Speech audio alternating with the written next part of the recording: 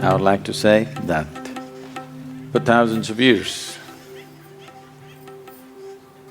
for the longest period compared to anything on this planet, this wisdom, this dimension of knowing has lived on without any kind of true organization or a certain kind of leadership or any other kind of organized support. Out of sheer efficacy of what it is, it's just lived on.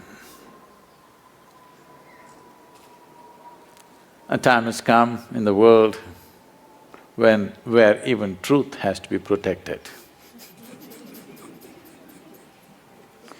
When we talk about East, we are not talking about a particular geography.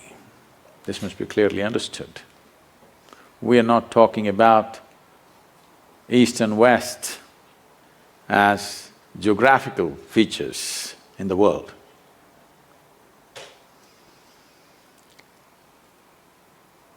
Any number of great minds in America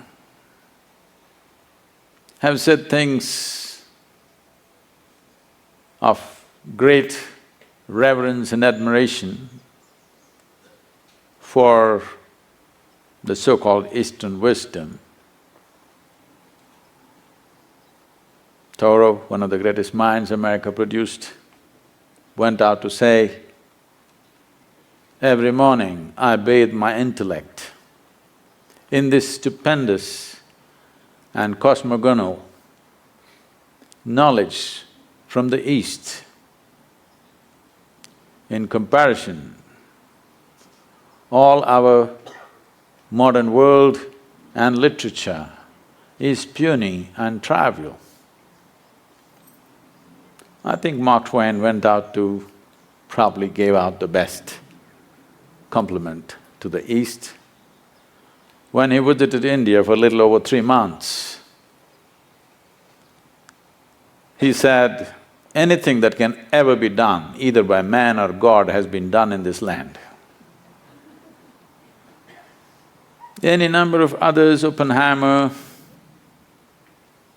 Walden, Emerson, any number of people have said many things. Why? Why is it important? Why is it important to preserve and nurture this dimension of life? The fundamental reason why it seems to be so significantly different is because it is not a product of human intellect. It is not deductions that we made out of our intellect. This dimension comes from a profound inner experience where there is no right and wrong, there is no up and down, just seeing things the way they are. And when we say dharma, we are not talking about a religion as modern translators went about interpreting dharma as Hindu dharma or whatever, another religion. Because they came from a mindset that everybody has to belong to some segment of humanity. They come from a mindset where humanity has to be divided one way or the other, because they come from the surface intelligence of human nature, which we call as intellect. Unfortunately, the modern societies, modern education systems have entirely dedicated themselves to the human intellect, completely ignoring other dimensions of intelligence which definitely exist within us. When you go by the intellect, the nature of the intellect is always to dissect and divide, because intellect is essentially discriminatory in nature. And intellect functions always with a certain identity. If you have no identity, you cannot use your intellect. So with individual identities, either of race, religion, nationality, caste, creed, gender, when you apply your intellect, it'll split the world into many pieces. So the significance of what we are referring to as the spirit of Eastern wisdom is, it does not come from human intellect. It comes from a deeper dimension of intelligence within us. When I say a deeper dimension of intelligence, a simplistic way of looking at it would be, whatever you had for lunch today, if you had a piece of bread, over the afternoon, this bread is being transformed into a human being. You definitely cannot do that with your intellect. There's an intelligence here which is capable of making a banana into a human being. You definitely cannot do that with your intellect. A dimension of intelligence which is beyond thought process. Thought, or the product of intellect, is essentially always functioning from a limited amount of data that we have gathered. Now, what we call as Eastern wisdom is not coming from a limited amount of data that we have gathered, either from the books or our life experience, but simply by enhancing our ability to perceive life in ways that the five sense organs cannot function. Why I'm talking about the five sense organs is, all the data that you have ever gathered, which rests in so many aspects within you, which is the food for the intellect, comes from the five sense organs. In the very nature of things, sense organs cannot perceive the entirety of anything. If you can see this part of my hand, you cannot see this part of my hand. This is the nature of sense perception. Even if you take a grain of sand, if you see one part of it, you cannot see the other face of it. Sense organs can only perceive in comparison. If there is no comparison, your senses are useless. Because there is darkness, you know what is light. Otherwise, you just would not know what is light. If light was on all the time and there was no darkness, you would not know what is light. Because there is silence, you know what is sound. If there was no silence, you would not have the idea of what is sound. So always in comparison, it is like, let's say you're 6 feet tall. Now, you walk like a tall man, you think like a tall man, you feel like a tall man, you are a tall man. You went to another society where everybody is 8 feet tall. Suddenly you walk like a short man, think like a short man, feel like a short man, and you are a short man. So what you perceive in comparison is a distortion of reality. It is not reality as it is. So whatever we perceive in comparison is useful for our survival process.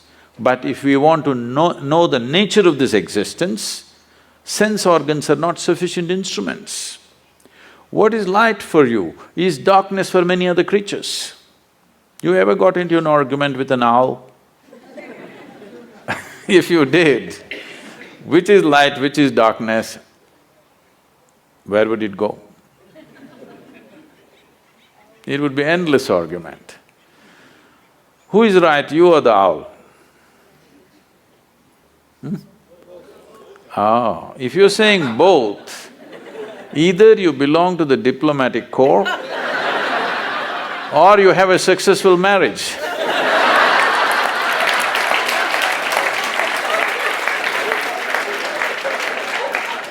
You have learned to say both for everything.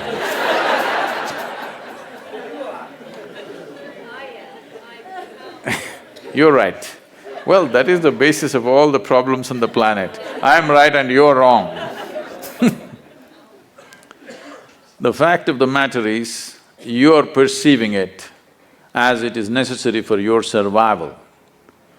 The owl is perceiving it as it is necessary for his survival. If survival is all you're seeking, your five sense organs and intellect are sufficient instruments. But if you want to know the nature of the existence, if you want to know the fundamental laws or dharma which governs life, the way it happens within us and around us, then you need an inner perception or another dimension of intelligence within you. Otherwise, you will only cut the world into pieces. In the name of religions, we have cut the world into… humanity into many pieces because intellectually we have arrived at our own conclusions or deductions, which invariably is bound to divide because intellect is essentially a knife which cuts. It can only dissect. By dissection, you can know certain things. But if you really want to know someone that you love, you don't dissect them, you embrace them. By dissection, you may know the kidney, liver, heart stuff, but you will not know that being in any sense. You will lose it completely. So dissection is the way of the intellect because it is a sharp instrument. It has to cut open everything that's given to it. But the East found another way. Out of profoundness of experience, you can know life. By turning inward, you can know life. When I say turning inward, you must understand that essentially the five sense organs are always outward. You can see what's around you, but you cannot roll your eyeballs inward and scan yourself. You can hear this, but so much activity in this body, you cannot hear this. If an ant crawls upon this hand, you can feel it. So much blood flowing, you cannot feel it. Because in the very nature of things, sense organs are outward bound. The moment you dedicate yourself to your intellect, you also get enslaved to the limitations of your five senses. It is in this context, the wisdom of the East is of tremendous significance to the world because it has transcended this slavery to sense perception and learned to perceive life in a completely different way. What is this completely different way? In English language, if you say mind, it is just one word, it is supposed to say everything. In the yogic culture, there are 16 parts to the mind, 16 dimensions of human mind. Now if I go into 16, it would take too much time, so let me compress it into 4. The 4 aspects of the mind are called buddhi, ahankara, manas and chitta. Buddhi means the intellect. Today, modern world is largely run by the intellect. So with this, we can do many things on the outside. We can go on enhancing the comforts and conveniences of life. We've done very well in terms of comforts and conveniences. Never before, never ever before, another generation of humanity ever knew the kind of comforts and conveniences that we have today, but at the same time, we are whining like never before. Because as the comforts and convenience increase on the outside, as there is less to complain about what is happening around you, the emptiness of within echoes within you in a horrible way. When you're fighting for survival, when every day you are struggling to fix small things on the outside, you will not realize this. When outside is well settled, that is when you'll see how hollow life has become. The biggest question in the world, you will see in the next few decades is, what the hell are we doing here anyway? Because everything that needs to be fixed on the outside is done, now what? 7.2 billion people on the planet. But right now, gradually it's looming large. Loneliness is one of the biggest problems. Dogs are being tortured to fulfill human loneliness.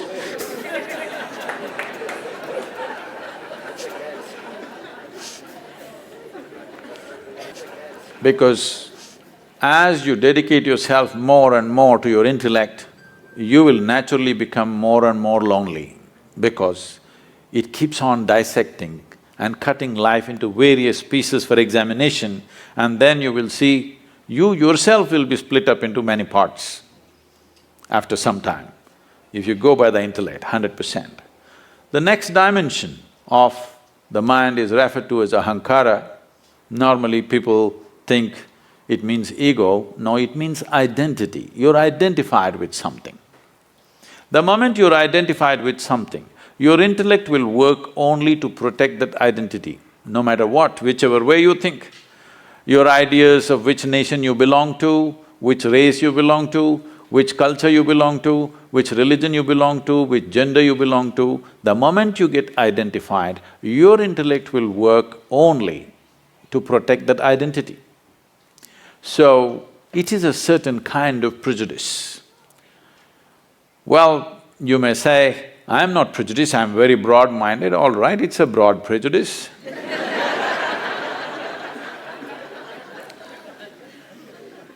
Because people are willing to live and die for what they're identified with. Because the nature of the intellect is, if you take away the identity, it will not know what to do. It needs a strong identity, a strong sense of who I am. If you ask, who am I? Your intellect will not function. You must know who you are. A strong sense of belief that this is what I am, that is when your intellect will function in a certain way. This is like… intellect is like a sharp knife. Ahankara or the identity is the hand that holds it. All the suffering on the planet. When was the last time that somebody stabbed you? Even though you're living in LA, I'm asking. When was the last time it happened? Never happened.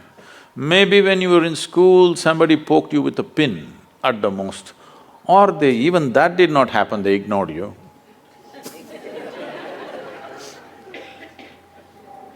Or what I'm saying is, how much suffering for a human being is actually coming from outside? Almost nothing. Rest is all self-help. Because this is a sharp knife given to you, unsteady hand, every day it's cutting itself.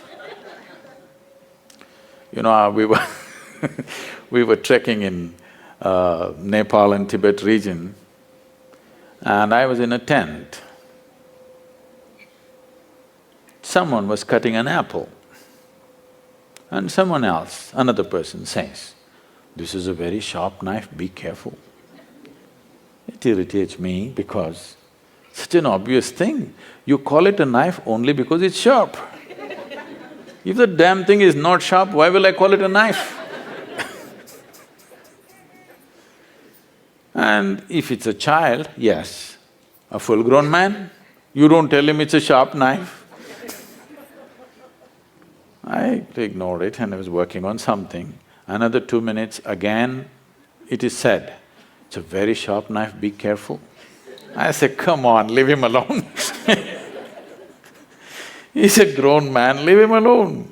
He's not handling some super instrument, a knife.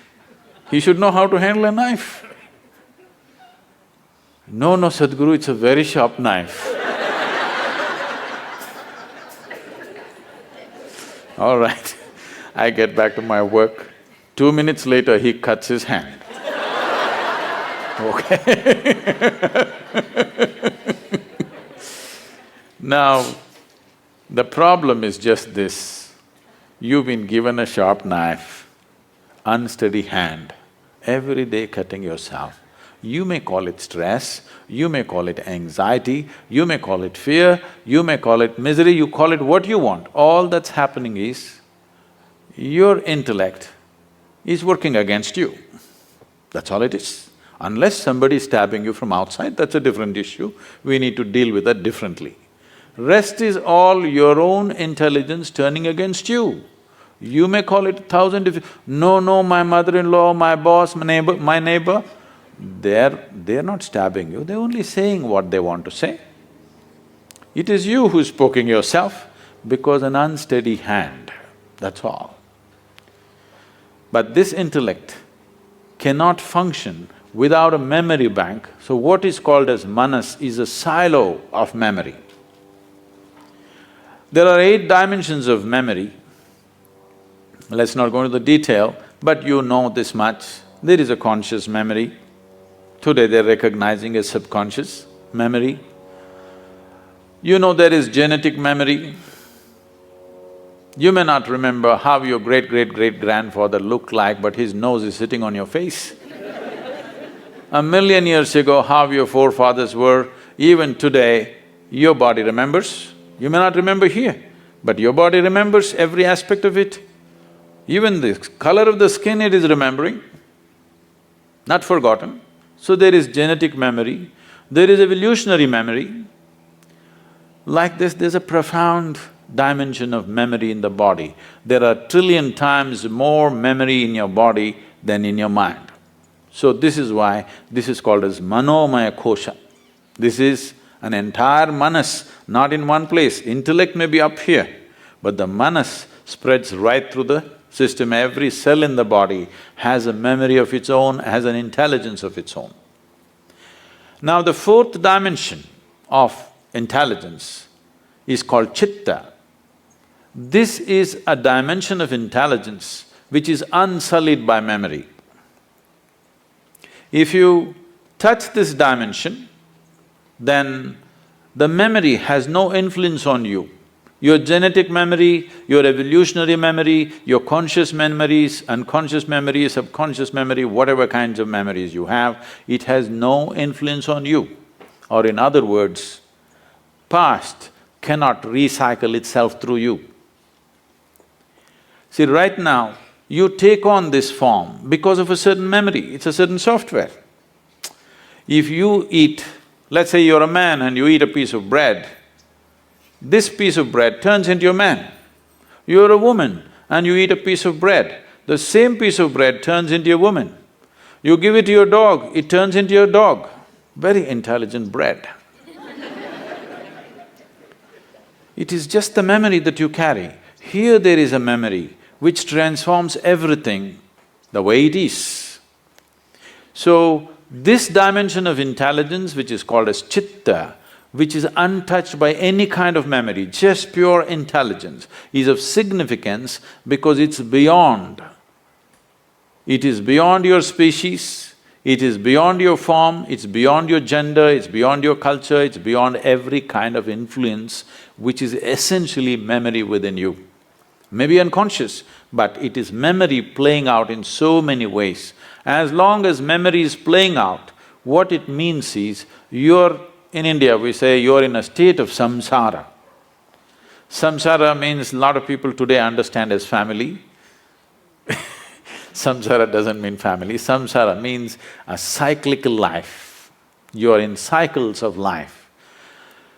If you're in cycles or if you're going in circles, what does it mean? That means you're not getting anywhere. That's what it means. A cycle is nice, it gives you good exercise. This is like running on a treadmill. If you're seeking exercise, it's good.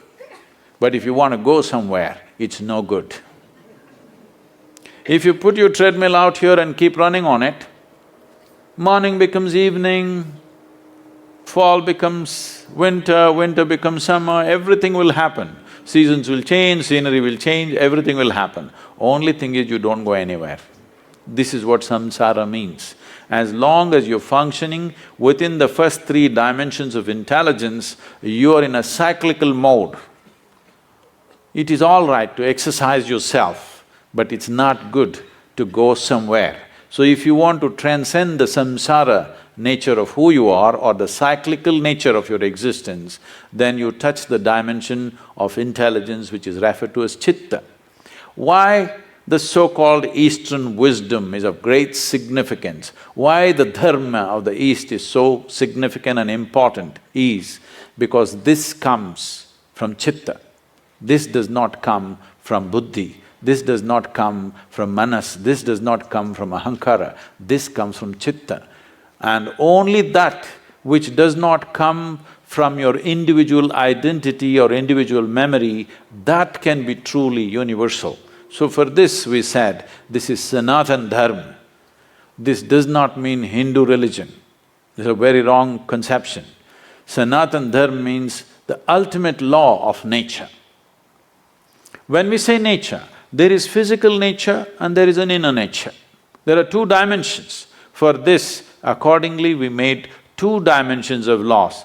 Physical nature is a changing thing.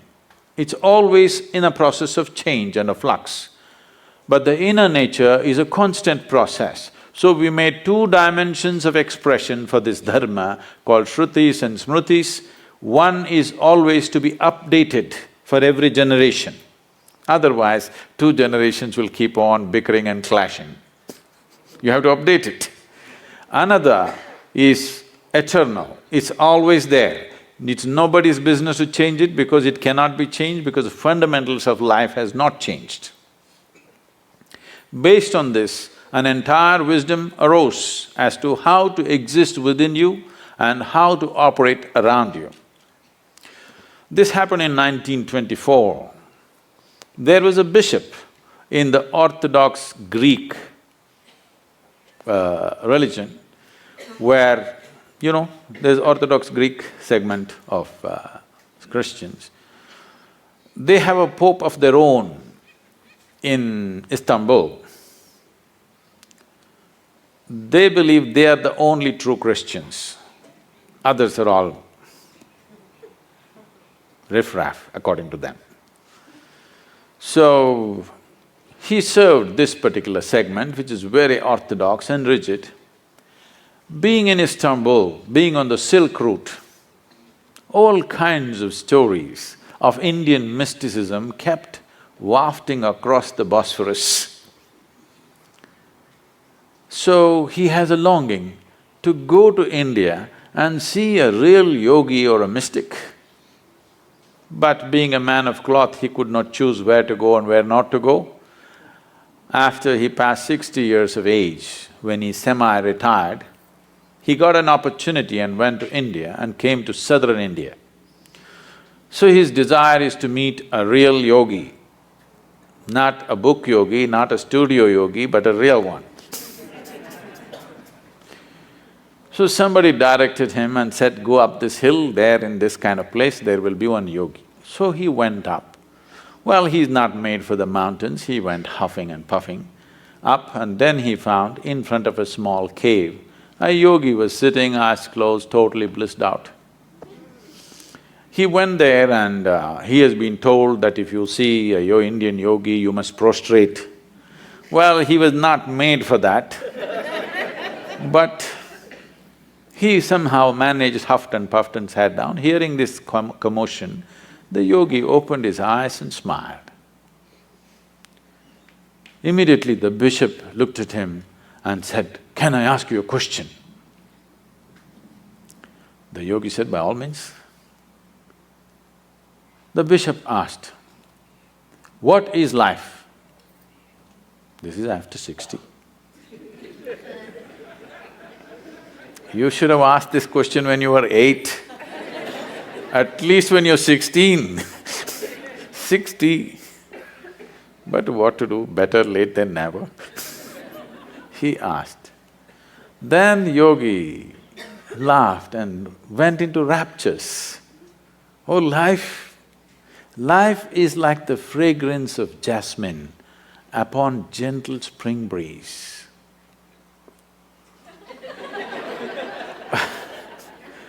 The bishop looked at him and said, "What? Life is like fragrance of jasmine upon gentle spring breeze? Our teacher told us, life is like a thorn.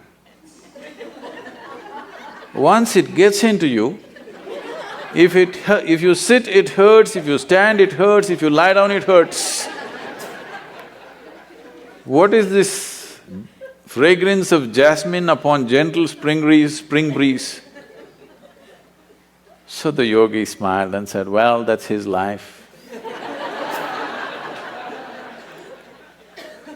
So this comes from the fundamental that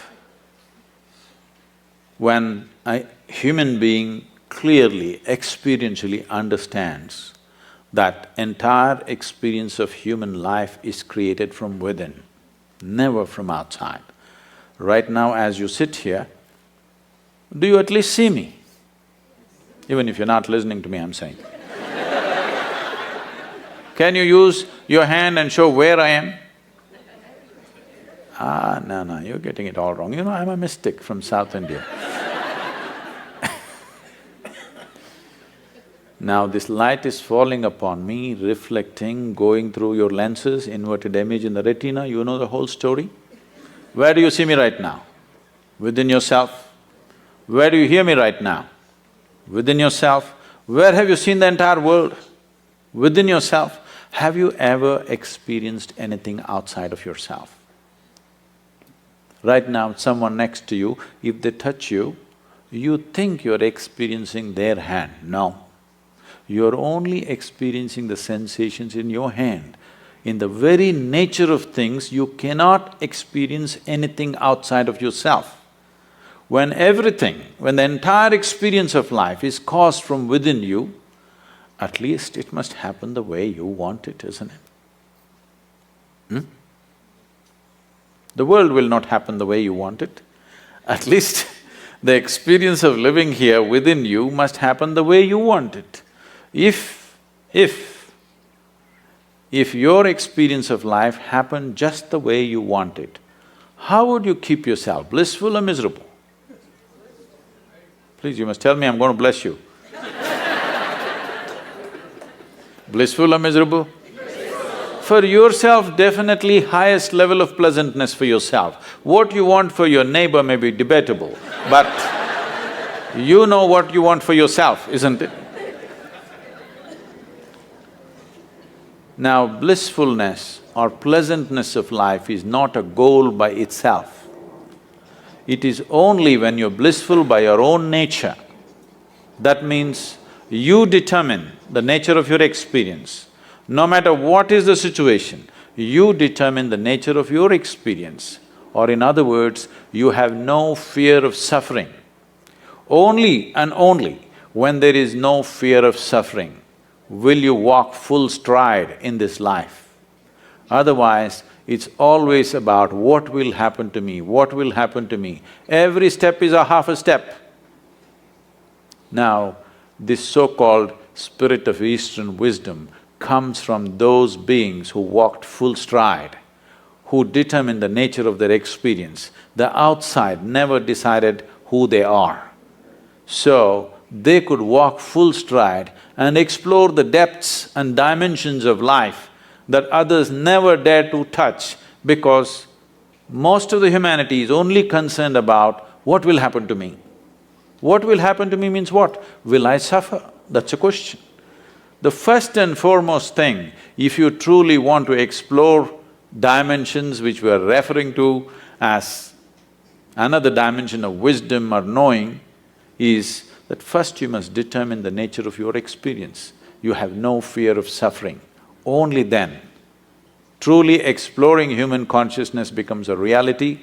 Touching dimensions of intelligence, which gives access to the entire universe, becomes a possibility. I'm supposed to open up for questions.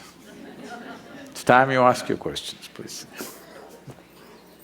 The population I work with that are in the verge of homelessness or they're addicts, if I tell them that it is your intellect and it's your perception and this doesn't exist, they will laugh at me because it definitely exists. Must, because it's the dumbest thing to say. Right. So I wanted to know the spirituality that you teach, the spirituality that many gurus teach, how is it usable for someone that doesn't have food to eat and it's going to become homeless, and there's so many problems, especially in America.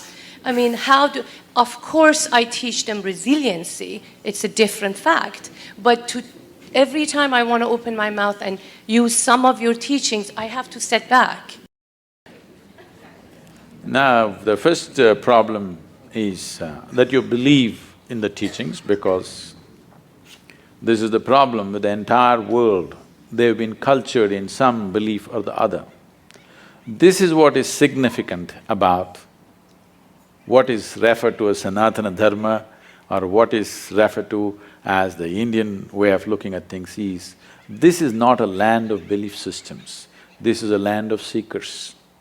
Never ever were anybody encouraged to believe anything.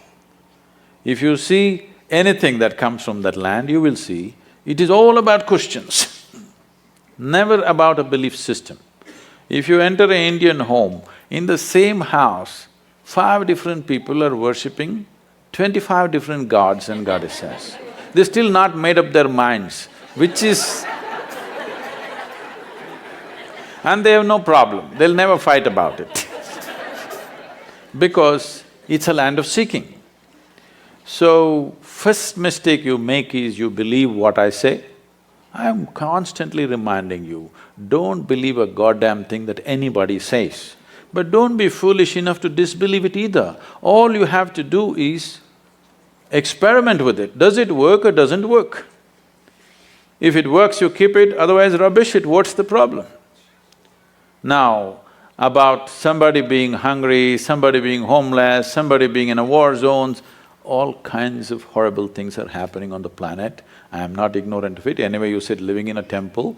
I am not living in a temple. I am more of the world than you are. Every day, I want you to understand, I am running a volunteer organization with over 4,000 full-time volunteers and over 3 million part-time volunteers doing variety of work, huge projects, over a dozen businesses and the spiritual movement, okay? Now, I want you to understand, more things are going wrong with my life on a daily basis than anybody's life. Now, when a man is hungry, if you try to tell him, your intellect is the source of your problem, it's obscene. It's obscene, it's nothing short of that. I never spoke to hungry people and said, your intellect is the source of the problem. I'm talking to people who are bulging in so many ways. In their head and in their body, they're bulging. I'm only talking to that segment of the population. Those who are not fed well, I'm doing social projects with them with nourishment, education, health, all for free. Will I ever go and talk to a starved man in an Indian village and tell him, your intellect is the basis of all your problems? What makes you think that I'm that stupid? Do I look like that? So you also don't do that. This is for you. You need to understand this. There are 1,000,000 problems on the planet. All these 1,000,000 problems are essentially because those who are reasonably well have never cared to reach out and do what needs to be done in the world. In many ways, they're making sure those people don't get it. Yes. In the year 2012, we have produced enough food for 18.2 billion people. We had only 6.6 billion people in that year. But still, 50% of the population is malnourished and hardly eaten anything. This is not because there is no food, this is because you and me have not cared, isn't it? So, is it true? Is it true nobody stabbed you in the last 25 years? Yes. But is it also true you're suffering various things of tension, stress, anxiety, this, that? Is it a product of your mind or somebody else poking you from outside? It is your reaction to the existential situation outside. Instead of doing what is needed, what you see is when you see something wrong happening or when you see some suffering or something comes your way, you decide to poke yourself. This is about incapacitating yourself. Instead of seeing when there is a problem, you need empowerment, not incapacitating yourself, isn't it? I'm talking about empowering you so that your damn intelligence functions for you, not against you. The moment your intelligence is working against you, no god in the universe is going to help you and can help you. Yes, If your intelligence has turned against you, you are a finished case. So I'm saying, first let your intelligence work for you. If it works for you, there are many miraculous things that you can do for all those people who have still not eaten properly, for whom basic things have not been taken care of. That's our business, because somehow we've landed in a place where you and me are at least eating well. Once we are in such a privilege, we must use our intelligence to see what is the best thing we can do in the world, not sit here and twist yourself out. I'm saying don't twist yourself out. If you are joyful, naturally you will do the best things you can do. If I meet you when you're very happy, will you be nice to me? No, I don't believe that. When you're very happy, if I meet you, I'm sure you're a wonderful person. But when you're depressed, when you're unhappy, when you're frustrated, if I meet you, you could be a nasty person. This is true with every human being, isn't it? So the first and foremost work that any human being has to do is that you make this into a pleasant piece of life, so that you naturally exude this pleasantness in every possible way. If this is feeling unpleasant and you tell this one to be pleasant, is it going to work? We are trying to fix the stomach-full people right now.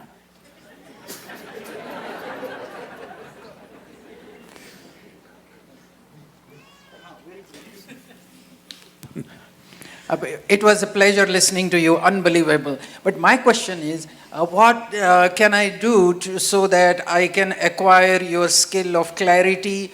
Honestly, candidly speaking, a very few people, are like you are. I'm sure you have heard this before. What makes you so secure from within and being so candid, honest, truthful? Clarity of expression.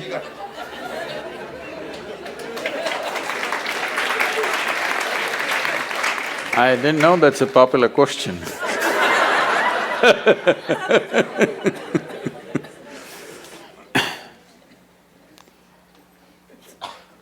When we say clarity, that means I want to tell you a joke, but it's a dirty joke, so I thought I'll skip that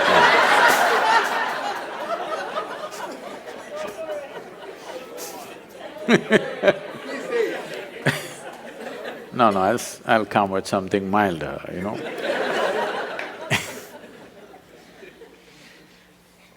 The problem with the human being right now is this. We have created a world, we have created education systems where we believe that human beings are essentially all wrong, or the creation is all wrong, or the source of creation or the creator is all wrong, and you're going to fix it. This is a convoluted idea. Instead of paying attention to life, we are coming up with philosophies and philosophies and philosophies. Philosophies are fantastic explanations to that which cannot be explained. If you want to know life, you must pay attention to life, isn't it? Right now, do you agree with me, madam, that this human mechanism is the most sophisticated machine on the planet? Do you agree with me? Are you a doctor? Yes. Yes. So, this is such a complex machine, this is the supercomputer, all right? I'm asking, have you bothered to read the user's manual?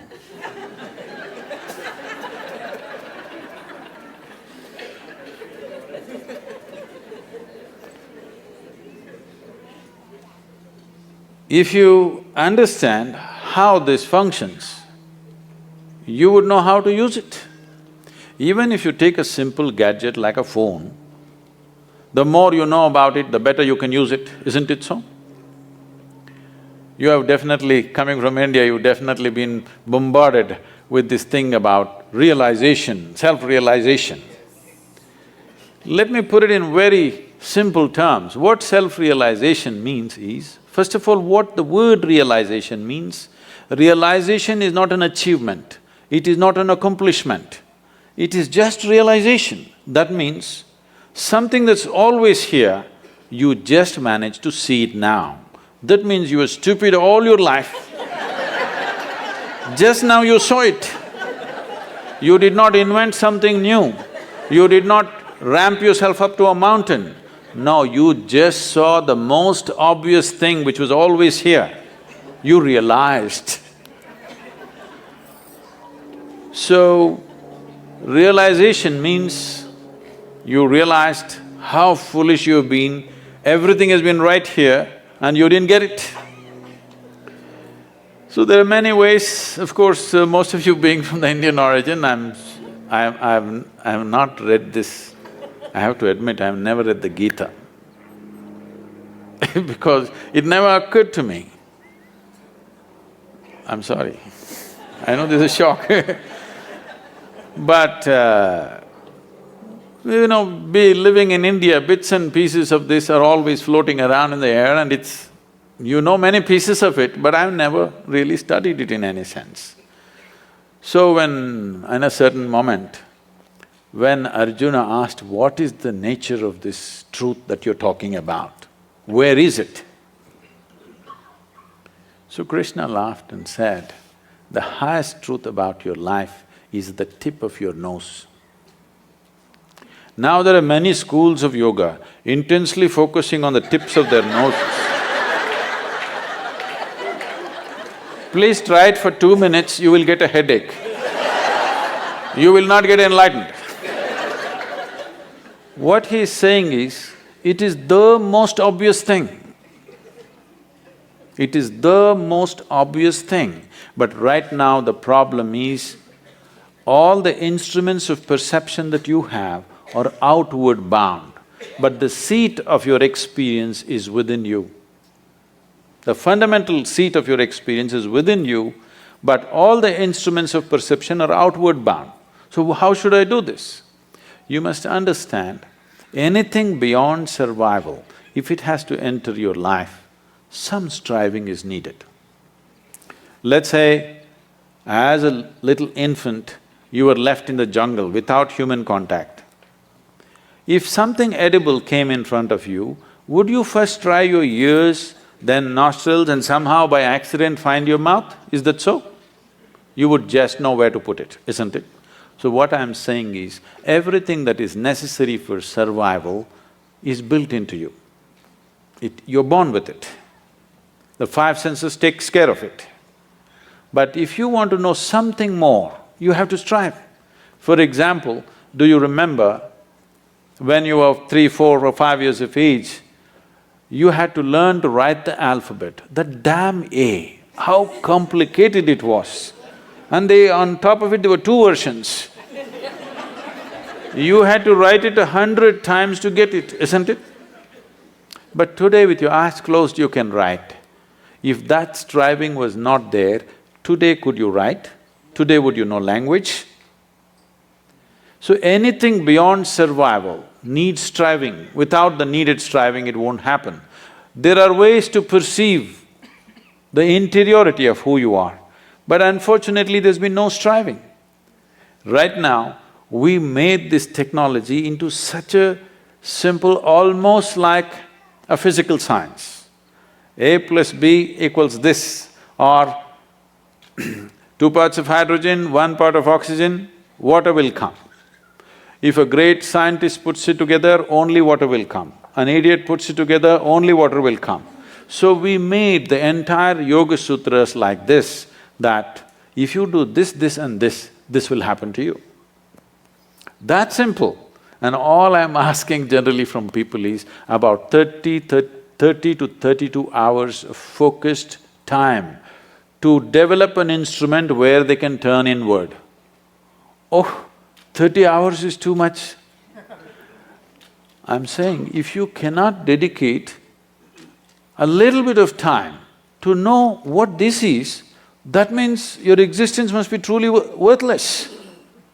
If this is worthwhile, you must pay attention to this, isn't it? If you want to know life, this is life, isn't it? When I say the word life, maybe you're thinking about your profession, your family, your car, your home. No, these are all accessories. This is life, isn't it so? Hello?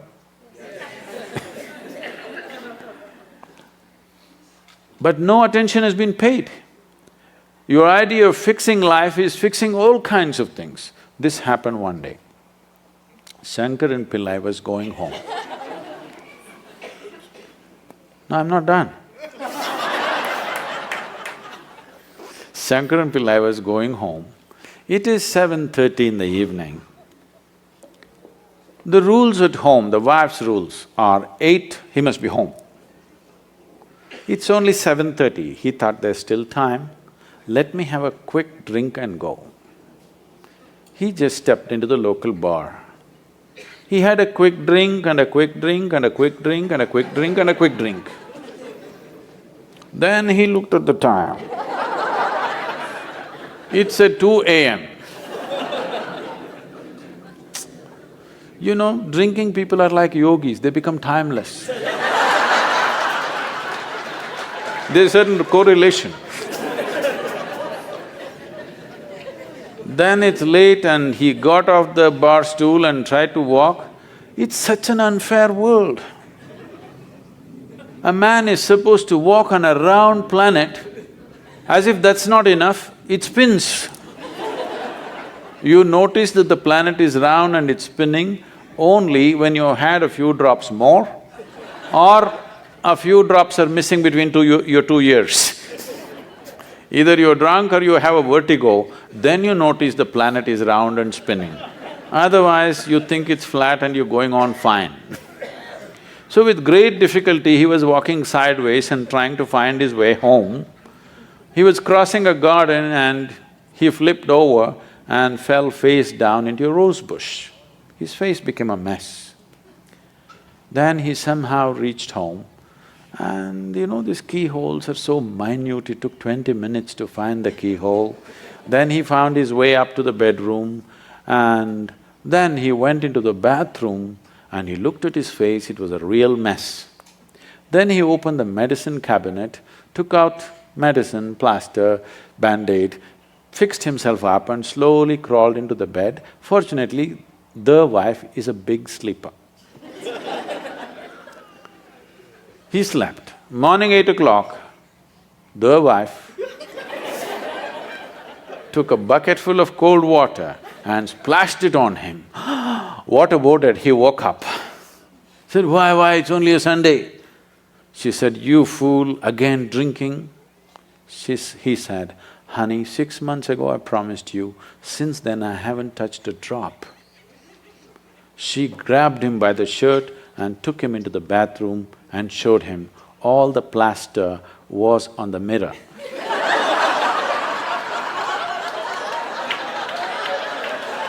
Why people have lost their clarity?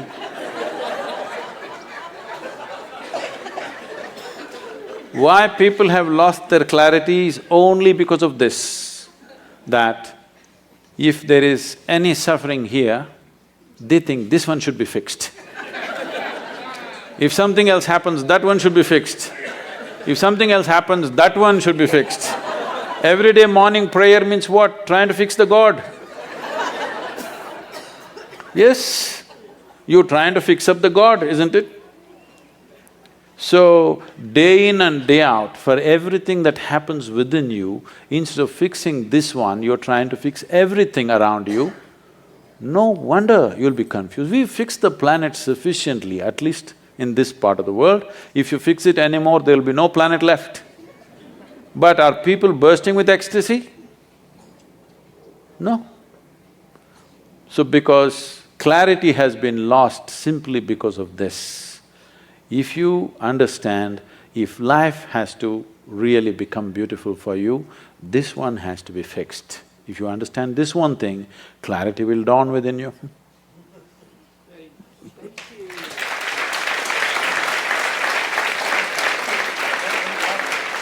I actually have a question on chitta. How can you tap into chitta, which is what you said, memory with no effect and the ability to break through cycles? Right here you want to do that?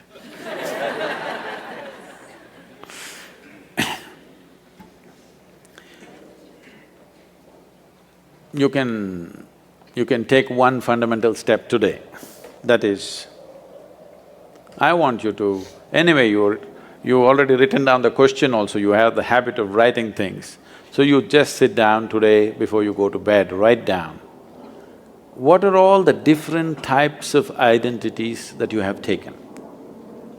Starting from your body, everything else.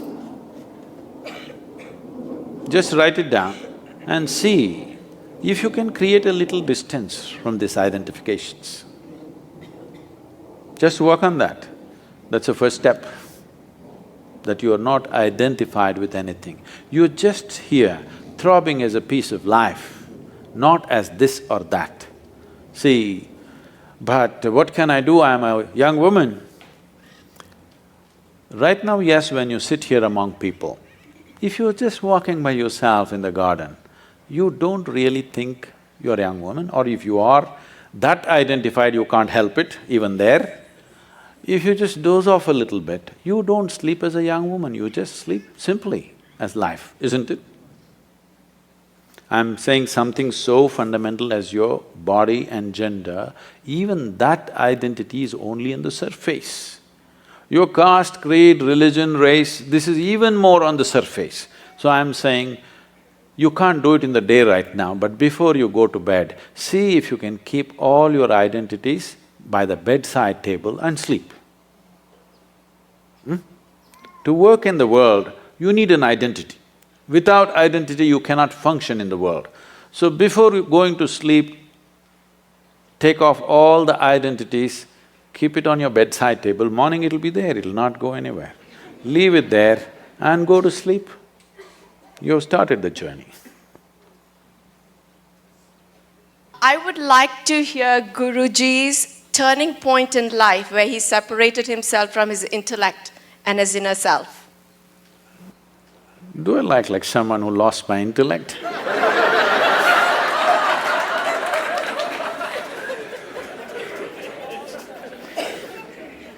I didn't think that I was coming out so dumb.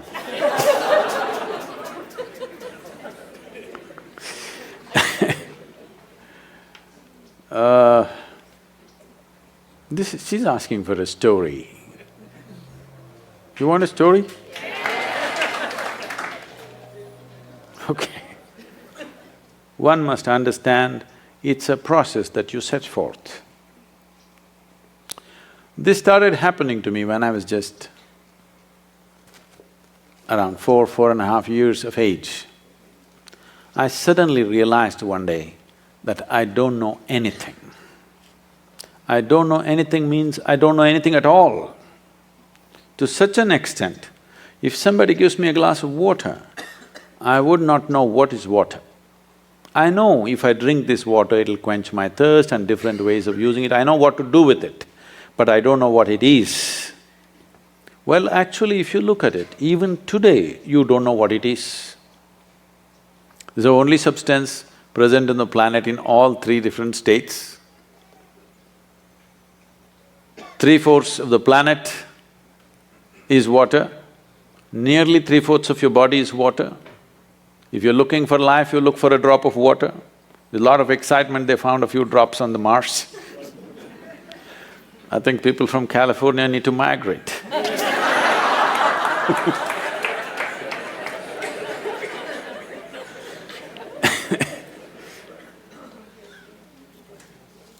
So, I'm just staring at this glass of water for hours on end. If I found a dry leaf, I'm just looking at the leaf for 5-6 hours at a stretch. If I sit up in my bed, staring at the darkness, the entire night I'm sitting like this staring. My dear father, being a physician, started thinking I need psychiatric evaluation. This boy is simply staring at something or the other, unblinking he's staring, he's lost it. My problem is, I look at this one, I still do not know this one. There is no way I'm able to shift my attention to another one. So it just held my attention, I couldn't shift. In this condition, they sent me to school. And my mother said, pay attention to the teachers. I went and paid attention to the teachers. The kind of attention that they have never received in their life.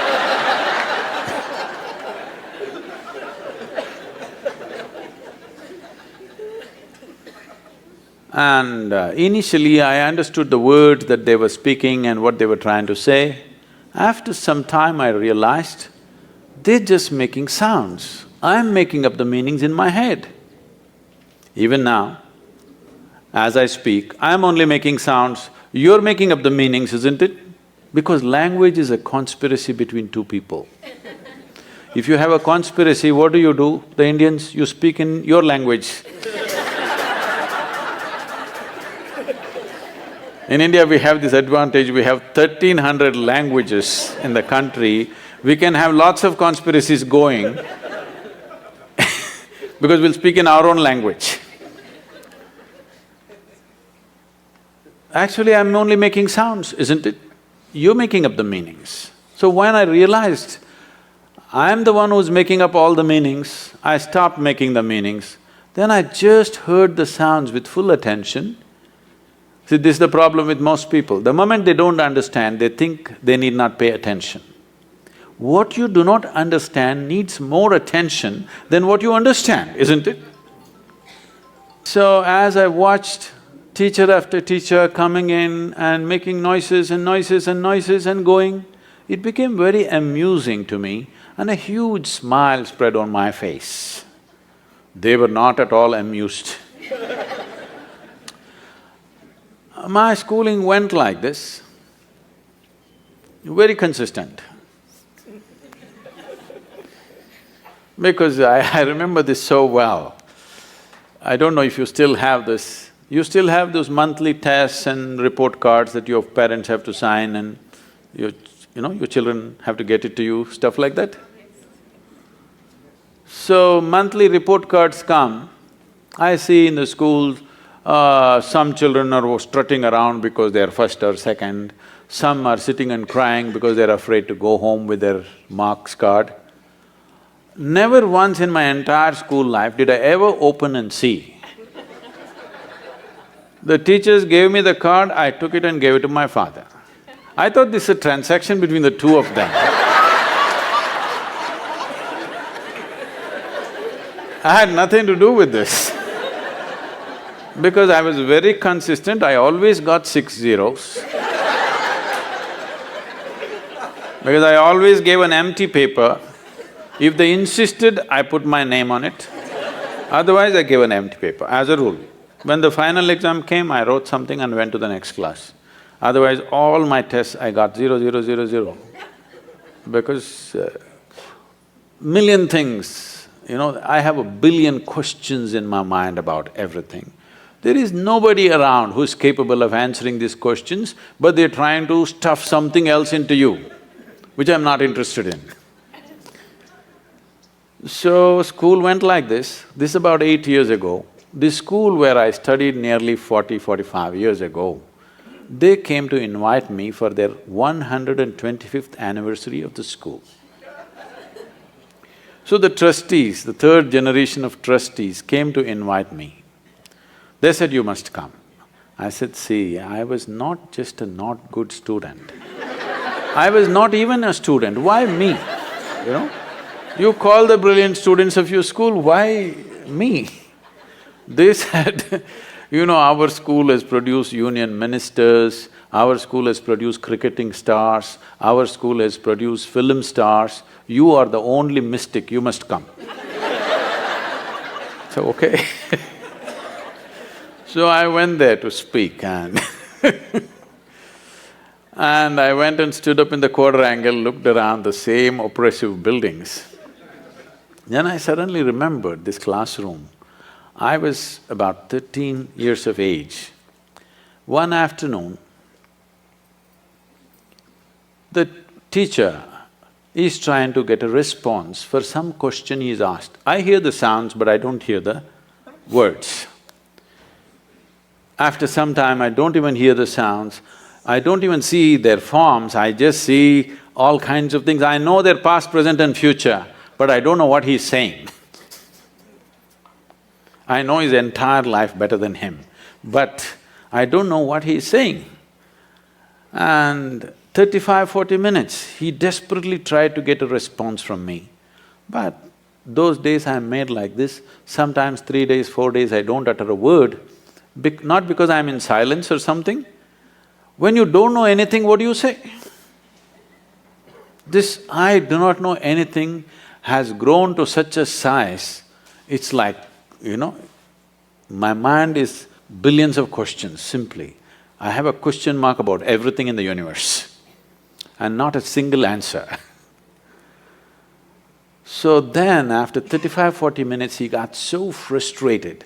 He came and held me by the shoulders, shook me violently like this, and he said, "You must either be the divine or the devil.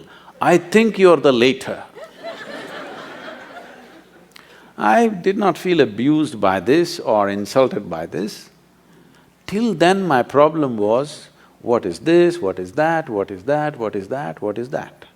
One thing was clear to me, this is me. Suddenly this guy confused me about this also. Suddenly I look like this, what am I? Am I divine, am I devil, what the hell am I? He just confused me for the first time, I thought this was clear. So I tried to stare at myself, it didn't work, so I closed my eyes. Initially minutes to hours it went on. One day I closed my eyes and sat. I thought I sat there for 25–30 minutes. When I opened my eyes, there's a huge crowd around me. India being what it is, there are garlands around me, around my neck, people are pulling my legs. They want to know, well, somebody wants to know about his business, somebody wants to know when his daughters will get married. I said, what the hell, where did you all come from? They said, you've been sitting here for 13 days. In my experience, it was only 25–30 minutes. When I tried to open my legs, my knees were stuck.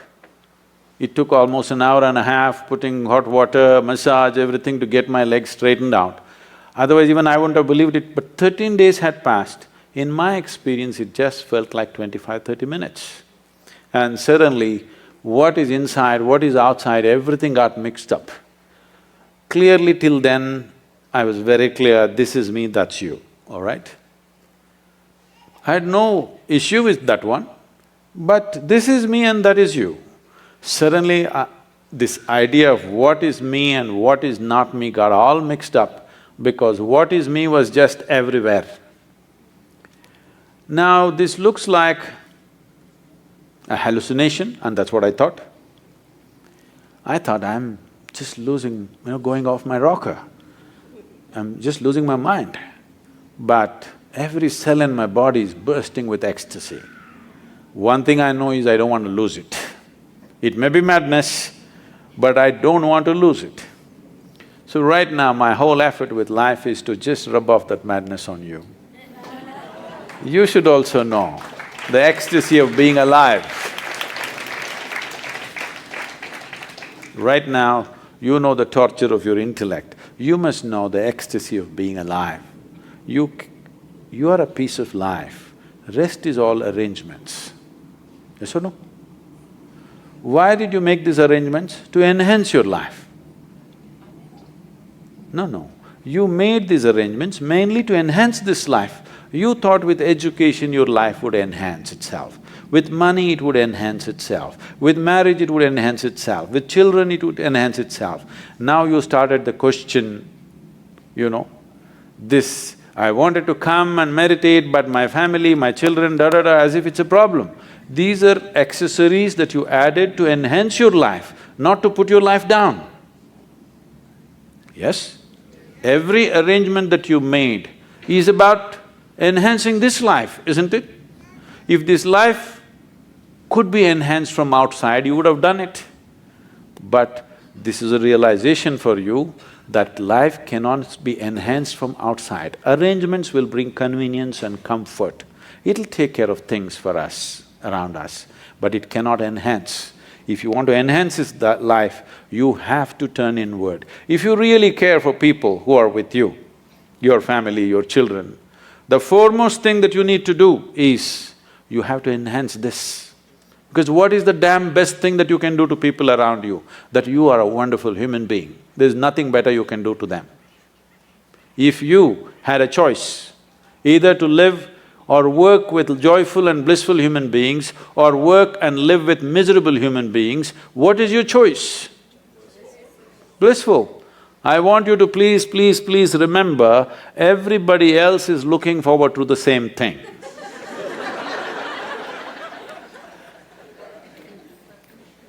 You think other people want miserable people? No, please just give them that much, that you're a joyful human being. Thank you very much.